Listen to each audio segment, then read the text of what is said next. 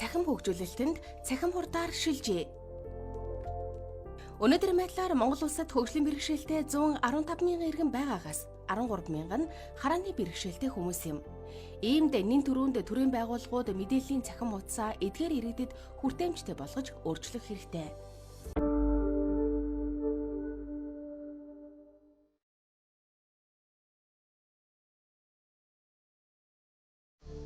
Улаанбаатар хотын номын сан харааны бэрхшээлтэй иргэдийн сонсдог ном уншилгын танхимтай. Энэ танхимд 2004 оноос CD болон кассетын дээр бичигдсэн сонсдог номоор хэрэглэгчдэд үйлчилж эхэлжээ. Цэнгэл харааны бэрхшээлтэй. Тэрбээр тусгай 29-р сургууль буюу хуучнаар 116-р сургуулийг төгссөн. Англи хэл компьютерийг бие дааж сурсан. Малайз улсад 2007 онд Аз намхан далайн орнуудын харааны бэрхшээлтэй иргэдийг чадваржуулах компьютер технологийн сургалтанд хамрагдаж ирээд Монголын хараагүйчүүдийн үндэсний холбооны дэргэдэх мэргэжил сургалт үйлдвэрлэлийн төвд компьютерийн багшаар ажиллажээ. Тайланд улсад 2009 онд DC ном бүтээх олон улсын стандартын сургалтанд хамрагдсан чадварлаг мэргэжилтэй юм. Харааны бэрхшээлтэй иргэдэд зориулсан 3 төрлийн үндсэн технологийн шийдлүүд байдаг. Энэ технологийн шийдлүүдээр цахим орчноос мэдээллийг олж авдаг. За нэгдүгээрт харааны бэрхшээлтэй иргэдийн компьютерийн дэлгэц уншигч програм. За хоёр дахь технологи нь цахим braille технологи. За энэ цахим braille төхөөрөмж маань одоо энд ажиллаж байна. За энэ төхөөрөмж маань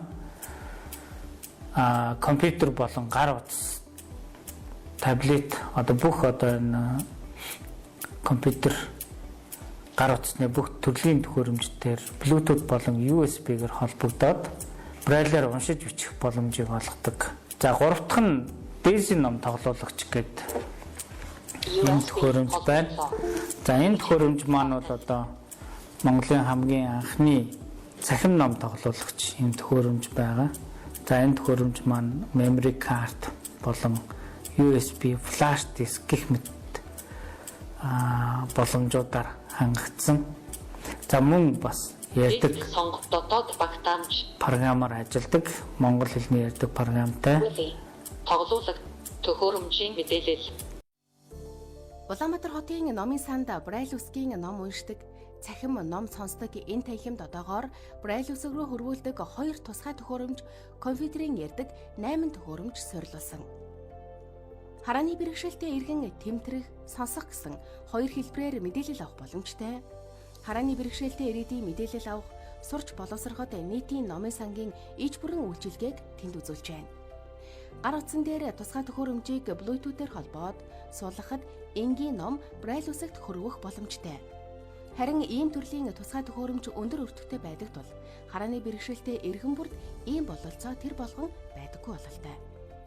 Улаанбаатар хотын Төв номын сангийн хүртээмжтэй технологийн төвөөс за Монгол дэлгэц уншигч програмыг бид хүн бол монгол хэл дээр үн төлбөргүй шинжилгээд явж байгаа. Тэгээ энэ бол олон улсын програм. Бид хүн бол монгол хэл дээр орчуулад мөн энэ технологийн төвдөө сургалт зөвлөгөө байнга өгөө явдаг. За харааны бэрхшээлтэй иргэд бол энэ үедээ дэлгэц уншигч програмыг бол ямар нэгэн одоо зөвлөгөө сургалт авахд ямар нэгэн төлбөргүйгээр ингээд аваад явж байгаа.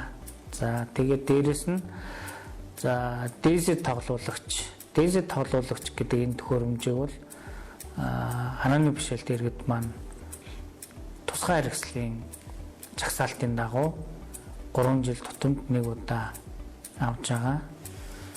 За бидэнд одоо байгаа хамгийн өндөр технологи цахим braille төхөөрөмж гэдэг энэ braille төхөөрөмж бол бидний хувьд бол бас тоо ширхгийг нэмэгдүүлэх, хүртээмжийг нэмэгдүүлэх хэрэгцээ шаардлага байгаа. За энэ төхөөрөмж маань дэлхийн зах зээл дээр бол маш их өртөг өндөр байдаг. Монголдо бол цөөхөн тооны ширхэгтэй. За манай технологийн төв болон харааны бэрхшээлтэй хүүхдийн 116 дахь сургууль, за хараагчдын үндэсний холбоо гэх мэт байгууллагууд дээр ашиглагдаад байж байгаа. Жирийн хүмүүс сүүлийн үед технологийн ололтуудыг ашигладаг. Тэр бүхнийг харааны бэрхшээлтэй иргэд төрөлх хил дээрээ хүлээн авах ашиглах боломжтой болжээ. Харааны бэрхшээлтэй иргэдийн хувьд бол дэлгэц уншигч програм, цахим braille технологи, за энэ ДЗ тоглуулагч гэх мэт ийм техник хэрэгсэл програм хангамжийн шийдлүүдээр интернет орчинд цахим хуудасуудыг унших платформуудыг ашиглах юм боломжтой байдаг. Тэгэхээр энэ харааны бэрхшээлтэй иргэд зориулсан энэ хүртээмжтэй технологийн шийдлүүдэд хамгийн гол одоо гүүр болж өгдөг зүйл нь энэ WCAG guideline буюу веб хуудсыг хүртээмжтэй болгох энэ олон улсын удирдамжийн одоо бичиг баримт байгаамаа. Тэгээд энийг маш сайн хэрэгжүүлээд явбал одоо харааны бэрхшээлтэй иргэдэд болон бусад хөгжлийн бэрхшээлтэй иргэд өндөр насны ахмад наснуудад ч ихсэн цахим орчноос мэдээлэл авах бол маш хүртээмжтэй болох ийм одоо технологийн зохицолттой юм аа.